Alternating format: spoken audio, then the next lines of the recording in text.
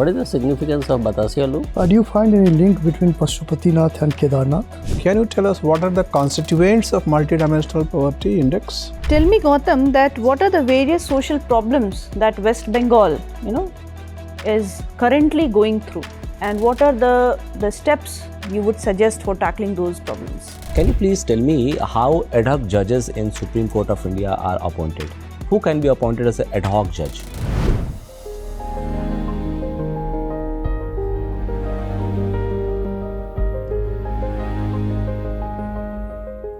May I come in, sir? Yes, come in. Good afternoon, sir. Good afternoon. Please be seated. Thank you, sir. Please give a brief introduction about yourself. Good afternoon, everyone. My name is Goutam Thakuri. I belong to Darjeeling, West Bengal. I have done my preliminary schooling from Rashtriya Military School, Bangalore. Then I did my graduation in Political Science and Economics from Motilal Nehru College Evening, University of Delhi. Post that, I did my post-graduation in politics with specialization in international relations from Jawaharlal Nehru University. And since then you have been trying for the civil services? Yes, sir. Okay. Tell me, you have spent a few years in Bangalore. Yes. And a few years in Delhi. How do you find the differences in the campus life of Bangalore and JNU? Sir, as in Bangalore, it was a boarding school and I was in school time. The environment was, we were with communication with outside world, it was very limited as we were in a boarding school. However, coming to JNU, it is an open campus where you get to meet a lot of people and with various diverse backgrounds. In our school, the number of students were also less. However, in JNU, I find a lot of people from various backgrounds and different streams. How JNU has shaped your personality? Sir, JNU has contributed a lot to my personality. One of them is it has given me a platform to learn from various sources. As the focus of the study in JNU, it is interdisciplinary. So I get to study with people from political science, economics, also from people from various backgrounds like sociology and philosophies also, sir. Tell me that you have a great interest in protecting the Himalayas, isn't it? Don't you think that government is, instead of healing the Himalayas, is hell-bent upon destroying the Himalayas? Sir, I would like to beg to differ from this opinion, as yes, there have been efforts from the government to develop the Himalayan ecosystem. However, we have also seen that there have been large-scale destructions like the Joshimath subsidence or floods in Uttarakhand. And government has been actively working upon this, as we have the National Mission for Sustaining Himalayan Ecosystem, as we are also working with various civil society organizations to protect the Himalayas. At the same time, there have been development funds to the Himalayan states by the government. Okay. Tell me, you are a student of political science. Yes, sir. You see, the Citizenship Amendment Act is very much in the news.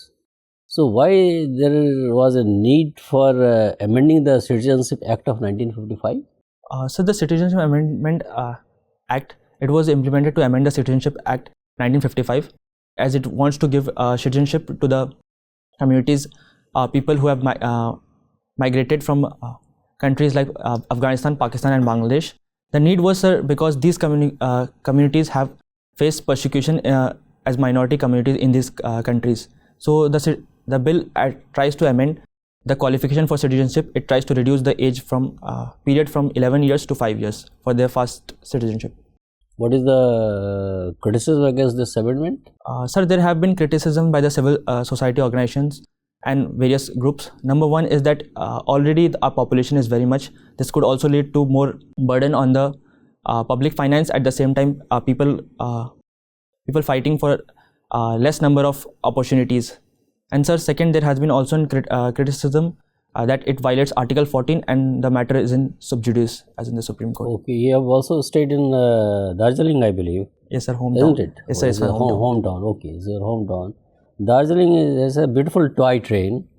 Why this Himalayan train is called a toy train? Sir, the Darjeeling Himalayan Railways is also called as the toy train because it runs on narrow gauge, which is like 2 feet, and right from the Britishers' time, it has been using the steam engines for working. So, steam engines are still being used? Sir, we have also seen that there has been a change to some diesel engines. However, to still protect the pristine beauty of the Darjeeling Himalayan railways, there are like 2 lines which still works on steam engines. Okay. There's a famous Batasia loop there. What is the significance of Batasia loop? So the significance of Batasia loop is is mainly 2. One of them is that there holds a Gorkha War Memorial which is also built right in between the Batasia loop, and also the Batasia loop is it helps in the train for its journey, as by circling around the loop it helps the train to pick up the acceleration and speed to move up the hills. You must have heard about the GTA. Yes, sir. So, do you think that it's functioning efficiently? So the GTA was an agreement it was between the tripartite agreement between the central government, the state government, and the organizations in the Darjeeling and Doors area. So there have been inefficiencies in the functioning of Gorkhaland Territorial Administration, as still there have been demands for the separate state of Gorkhaland, as we saw in the protest in 2017, as there have been lacunas in the functioning of Gorkhaland Territorial Administration, as there is still not a legislative body, which has led to people voicing for demand for that, and various the public finances is still controlled by the state government, and it has not been devolved as according to the tripartite agreement. Okay. What is the importance of Tiger Hill? So the Tiger Hill is one of the highest peaks in the Darjeeling area, and it is famous for its beauty, as you can get the scenic views of the Kanchenjunga and Mount Everest from Tiger Hill. Apart from Kanchenjunga and Mount Everest, can you see other peaks also from that place? Sorry, sir, I have not been to that place. Yeah, no. Okay, thank you. Are you influenced by the teachings of Gautam Buddha? Sir, the Buddha's message of compassion and his method of his teachings of middle path, and his teachings which have influenced that sustainability path, and also I see in my lifestyle the way of simple living I try to adopt in my lifestyle. In Buddhism, there are 4 councils, 4 Buddhist councils. Yes, sir. Do you have any idea about them? Sorry, sir, I am not able to recall at this moment. Okay, no problem. You have studied from Motilal Nehru College evening. Yes. What are the advantages of studying in an evening college? So the advantages of studying in an evening college, one of them that I personally felt that it gave me a lot of time to devote to other activities in the morning period, as I could go and participate in other colleges for various competitions at the same time, not missing my classes. Second, it also gave me opportunities for learning and attending various seminars and conferences in and around Delhi. And do you have any idea about Motilal or Nehru report? Yes, sir. Tell me about it. Sir, the Motilal Nehru report, it was given in 1928. It provided following things. Number 1 is the dominion. It promised dominion status to India. It also provided equal fundamental rights to both women and men. It also provided for bicameral legislature. And sorry, sir, that's all I can do. Okay, no problem. Let us move on. There is one NGO that is Healing Himalayas. So just tell me one thing, how NGOs are being funded? What are the sources of funding? So the various sources of an NGO funding, there is voluntary contributions by the noble general public. There is also funding from foreign funding we also get. That's also right. Do you have any idea about the audit of those funding? Sorry, sir, I am not aware. I have to read. You are not aware of that. No problem. Pashupatinath is there in Kathmandu. Yes. Do you find any link between Pashupatinath and Kedarnath? Sorry, sir, I am not aware about this. Okay, last question from my side. How amendments are carried out in Indian Constitution? Sir, the amendments in our Constitution, they are done by simple majority, the special majority, and in special majority there is also provision for where there are amendments made to the federal character. There has to be ratification by half of the states. Can you talk about the article? Article 368. Article 368. Okay, thank you. Gautam, Bagdogra is the closest airport. Yes. How many airports are there operational in West Bengal? Sorry, sir, I can't recall at this. Which scheme of the central government is trying to promote aviation habits in the middle class? Sir, it's the Udan scheme. When this scheme was launched? Sorry, sir, I'm not aware about the year. I have to read. Can you expand the term Udan? Sir, it's Ude Desh Ka Aam Nagrik. That's true. see, government has set a target of $5 trillion GDP, and the Indian economy is not reaching close to that. So can you recall what is the deadline, which year we have to reach that target? So the target for 5 trillion economy is the 2027. Okay, so we are already in the 2024. So do you feel that in next 2 years we can reach there? Sir, in my opinion, I see the present economy is around $3.4 to $3.6 trillion. Sir, as we have also seen that we are currently, there's a projection of growth rate of 7.6%, and with taking an inflation of rate of 5%, we are growing at a nominal rate of 11%. So sir, I think that the target of 5 trillion economy is well within our reach. So is it a nominal GDP target or real GDP target? Sorry sir, I'm not aware. Okay. I have to read. On PPP based dollar GDP, we are already third largest economy in the world. Yes. Why we should target our GDP in terms of nominal dollar GDP? Why not to rely more on PPP based? Which one is better measure of production? I hope you have heard about PPP based GDP. Yes sir, I have heard about purchasing power. Purchasing power parity based. But that is more realistic value of GDP. Yes. And we are already third largest in the world according to PPP based GDP. Sorry sir, I have to read more upon this. Okay. Niti Aayog had published a few months ago a report that multidimensional poverty index based poverty in India has already reduced drastically to less than 11%. Yes. Can you tell us what are the constituents of multidimensional poverty index? So the constituents of multi-dimensional poverty index, that there are 12 constituents, and sir, other than the multi-dimensional index which has been used by UNDP, there are two things which are more added. It is the maternity health, and the other is the sir access to bank accounts. And sir, it constituents, sir, one of them is the health indicators, second is the education. So if let's say somebody is not having access to sufficient food, but there is a bank account open in the name of that person. Yes. According to Indian version of MPI, he'll be considered what? Poor or not poor? Sorry sir. Not having access to sufficient food of good quality. Yes sir. But his account is open in a bank. He may not have any money in that account, but account is open.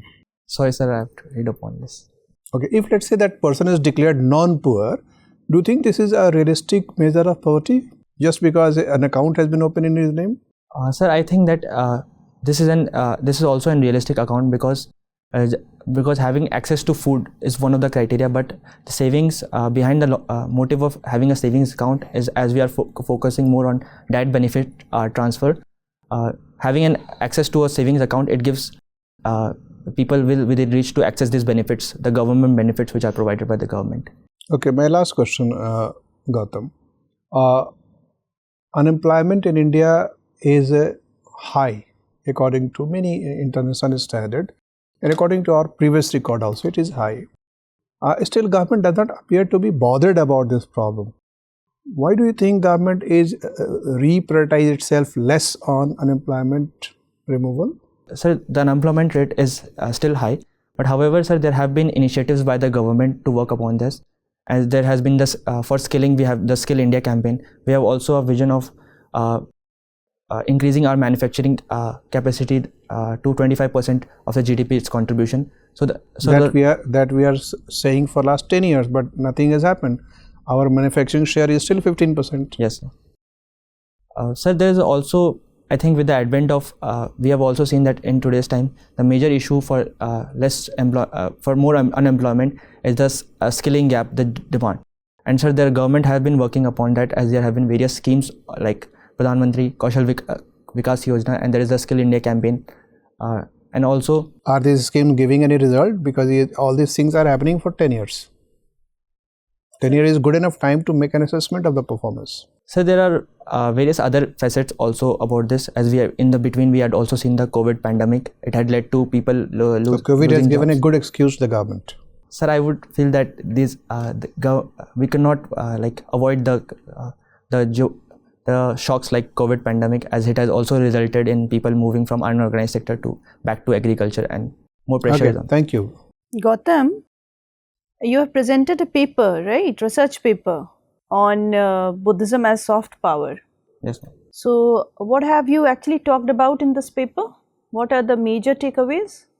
Sir, ma'am, in this paper, we have basically focused on that the Buddhism is an important tool of our foreign policy for leveraging our relations both in our neighborhood first and or at the same time countries in our Southeast and East Asian countries. We have seen that there have been various efforts by the government in leveraging Buddhism as a soft power tool, as in recently we had seen by we are also funding the International Buddhist Confederation, and we had also organized the Buddhist Summit, Global Buddhist Summit recently. We are also focusing on relic diplomacy, as recently we had sent relics to Thailand. Also, we are focusing on restoration of Nalanda University. Ma'am, so we are working on a comprehensive tool to leverage this Buddhism as a soft power tool, as we have also seen our competitor China also making the same efforts in synchronizing the Buddhism. Why do we see that somewhere Buddhism lost its relevance in the present time? What was the reason behind? Ma'am, I see that although the population of Buddhism, Buddhist population in India is less compared to other religions, but we see this Buddhism religion flourishing in Southeast Asian countries and are also in our neighbors. Buddhism as a philosophy or as a way of life, it's very still relevant, as we are seeing we are facing global crisis like climate change. The philosophies and the message of Buddha is still very relevant, and in the same time when we are seeing geopolitical crisis like wars happening, Buddha's message of non-violence could lead to everlasting peace in this world. Okay. Tell me, Goutam, that what are the various social problems that West Bengal, is currently going through, and what are the steps you would suggest for tackling those problems? Sorry, ma'am. What are the social problems? Ma'am, the various social problems which I can think of. Yes. Ma'am, number one is the migration crisis, as West Bengal contributes the second largest migration population to other states. Okay. And ma'am, second, we are also seeing that the education hub which the West Bengal used to be, it has gone down. At the same time, the literacy rate, we are also seeing that above age of 80 population, it is high, but in the lower ages, it's very low. And in the health indicators, we have seen that West Bengal is not faring well. And we are also seeing recently in one of the reports, we have also seen that child marriage rate is one of the highest in West Bengal. So, and I think you are missing one major social problem. That's the problem of human trafficking. Yes, ma'am. Sorry, human trafficking. So the two major problems which I can see, it's the problem of child marriage and human trafficking. Yes. Right? What are the concrete steps being taken by the government, and what measure would you suggest for tackling those problems? But it's been left just like that. We have been just talking over the issues. Ma'am, there have been various efforts by the government side in curbing these two Such as? One of them, ma'am, for the child marriage, to stop child marriage, there's a scheme by the state government. It's Kanyashri Prakalp, where they provide social scholarship assistance, so that when girl child gets promoted or past the various levels of different levels of education, they get a financial assistance. At the same time, it also helps in like delaying the marriage age and promoting women empowerment. And ma'am, at the national level, we have the Beti Bachao, Beti Padhao schemes, and there are also. Fine. What about human trafficking? Ma'am, for women trafficking, both the state governments and the central governments have been working on this border zones or the border areas where the human trafficking is happening at a large scale. Still, the issues are persisting. So, suggest me one concrete measure which you would like to take up. Ma'am, I think the major reasons for human trafficking is poverty, and at the same time lack of awareness, and also women not getting access to this education and health facilities. If this can all be provided, at the same time awareness could also be facilitated, I think women would be more empowered, and these issues of human trafficking could be controlled. Okay, thank you, Goutam. Thank you. Goutam, you have mentioned that you secured rank 60 in your NDA examination 2017. Yes, sir. Why didn't you join? Sir, I was selected, but I could not join due to medical reasons. So I was declared unfit. What was the medical contingency? Sir, it was that my kidney is little bit tilted to right side. So it was an anomaly that they don't allow in defense standards. So that is a permanent disability, right? You are facing. Yes, sir. It's an anomaly that is like different from. So what is the status as of now? Sir, according to the defense forces, it's like my functioning of the kidney is good, but however, there's an anomaly, so I could not do anything about it. So do you think that will be one ground to to invite disqualification for Indian police services and other similar services that you have opted as your service preference? Sir, I had gone through the manual of the UPSC medical standards, and I had also talked to few of the service officers. They had told me that this anomaly is not like... So the medical, precisely, the medical prescriptions or standards that have been prescribed for the two services, one for defense services, another for police services, are a little bit, relaxed. Can you please, discover some of the rationale behind this? I mean the prescriptions or standards are very stringent in terms of physical well-being, even the how your internal organs are functioning, insofar as Indian Army, Navy or Air Force is concerned. But that is not the case with Central Armed Police Forces and police forces as such. So I think the rationale behind having relaxed restrictions in the police services, I think as the Indian Army is at the forefront of the border areas, and we cannot afford to have any lacunas in our security issues. However, in police services, police has the interaction in day-to-day life. I feel that with a little bit less restrictions on medical grounds, they are still able to function effectively. What do you know about flat foot and knock knee disability? Is this permanent or temporary disability? It can be overcome. So flat foot and knock knee are also a ground for medical unfit. But sir, I'm not aware about that. I mean, flat foot, how does it affect the efficiency of a person as a good soldier? Sorry sir, I'm not aware about this. No issues. So you have done graduation and post-graduation in political science, right? Yes, in masters it was politics with specialization. Okay, masters you have done in political science. Can you please tell me how ad hoc judges in Supreme Court of India are appointed? Who can be appointed as an ad hoc judge? Sorry sir, I'm not able to recall this. Only recently Supreme Court issued some directives with regard to how the election commissioners of India will be appointed. Can you please throw some light on how recently the two election commissioners have been appointed? Sir, after the Supreme Court directive about the appointing of judges, the legislature and the parliament has enacted a law according to which the election commissioners are appointed by a committee which gives its recommendation to the president. The committee consists of the Prime Minister, the Leader of Opposition, and one minister which is nominated by the cabinet. Can you please tell me, we have in few states the system of having a bicameral legislature, which effectively means the lower house will be Legislative Assembly and the upper will be Legislative Council. Yes. How the members of Legislative Council are appointed? How they are elected? So the members of legislative councils are indirectly elected, as we had seen that there have been representations by various sections. Like there are members who are also nominated by the governor. We are also seen that there have been members who are nominated by the various bodies like teachers. Can you please give a breakup of? If the house consists of some 250 members, what will be the composition from different segments? Sorry sir, I can't recall at this moment. Okay, my last question to you. We are going for polls, right? Yes. Can you please tell me which court has the original jurisdiction to entertain election petition? So the Supreme Court and High Court. Supreme Court and High Court. Can anybody who is aggrieved with any election result on account of alleged acts of corruption go directly to Supreme Court, or he will be required to go to Supreme Court via High Court? Sir, he has to go to from High Court via High Court. Then how come Supreme Court has the original jurisdiction with regard to entertainment of election petition? When it is going through High Court, then it doesn't have original jurisdiction. Yes sir. It has got the appellate jurisdiction in that case. Thank you, sir. You have also organized a seminar on Indo-Nepal relations, problems and prospects. Yes sir. Let's not discuss problems. Let's discuss prospects. So tell me, what are some steps that can be taken to foster trust and engage in constructive dialogue with Nepal? Sir, I can think of the following steps.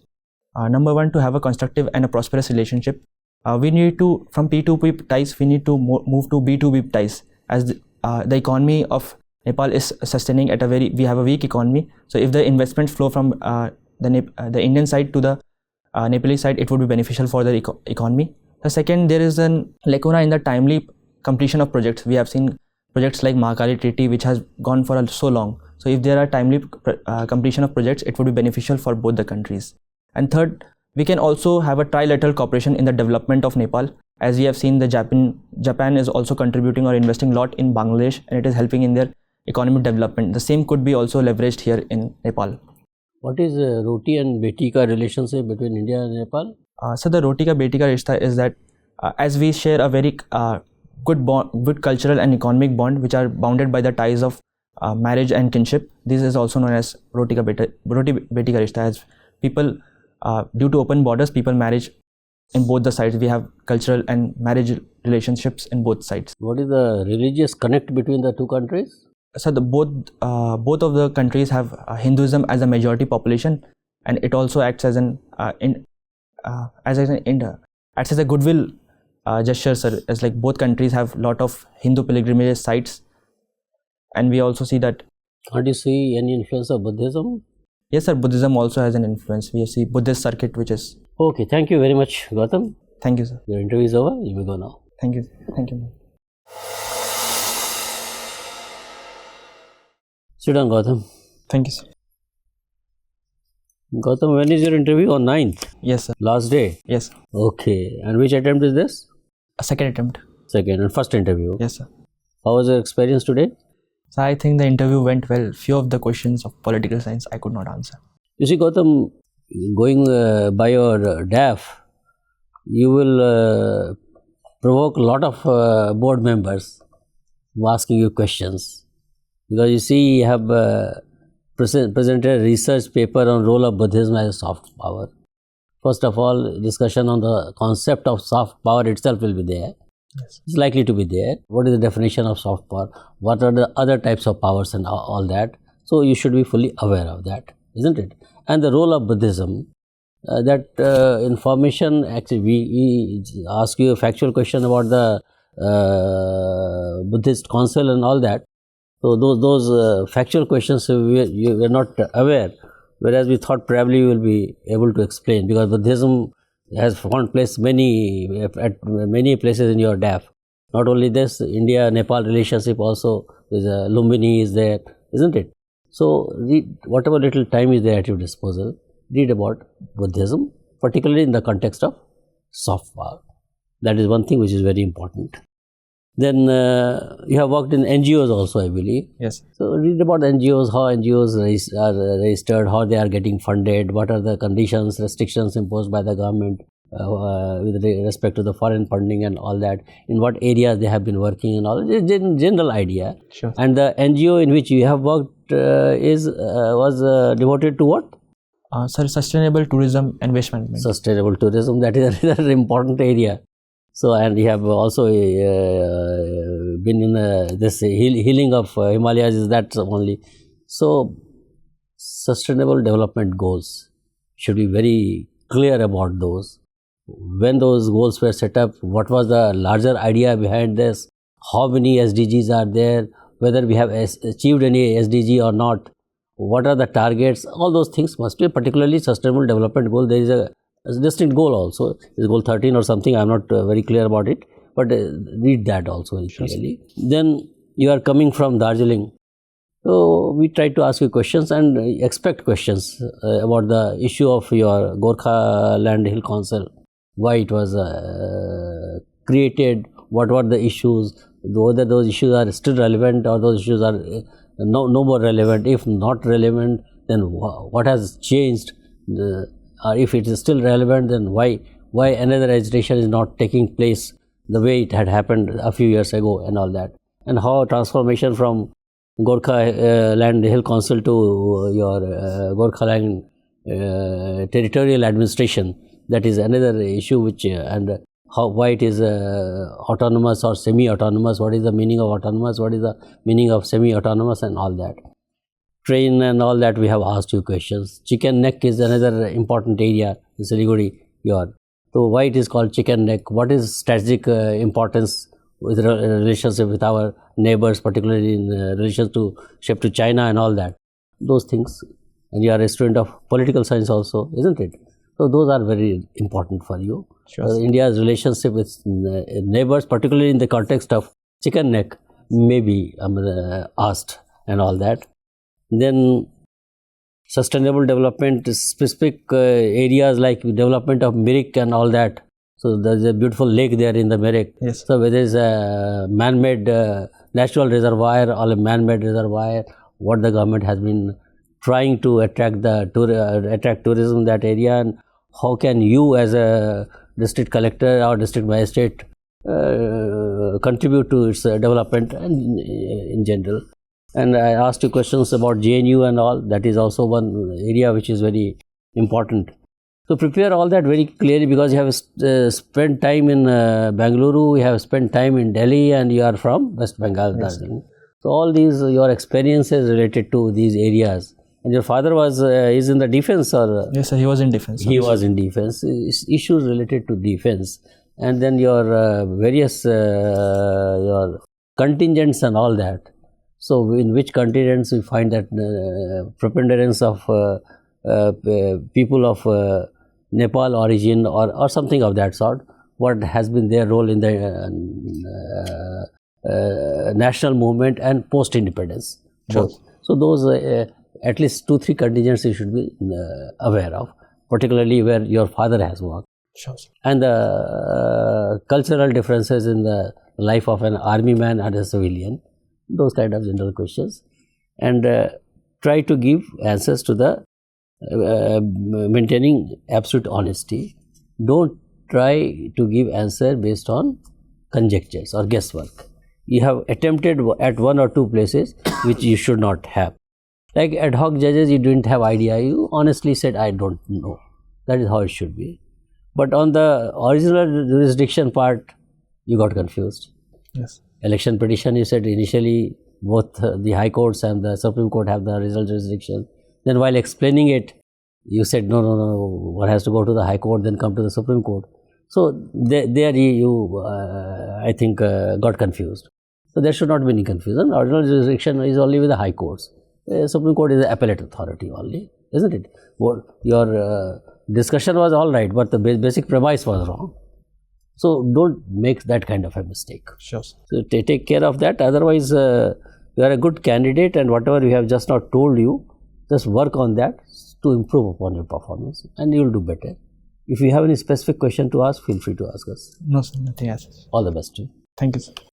Thank you.